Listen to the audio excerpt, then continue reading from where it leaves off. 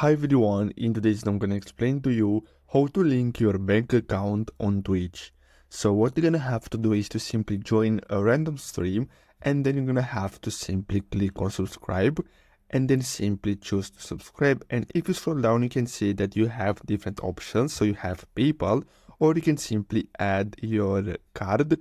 And if you want to see more details, simply click on this, and then you're gonna have to simply choose the country of residence and click on proceed.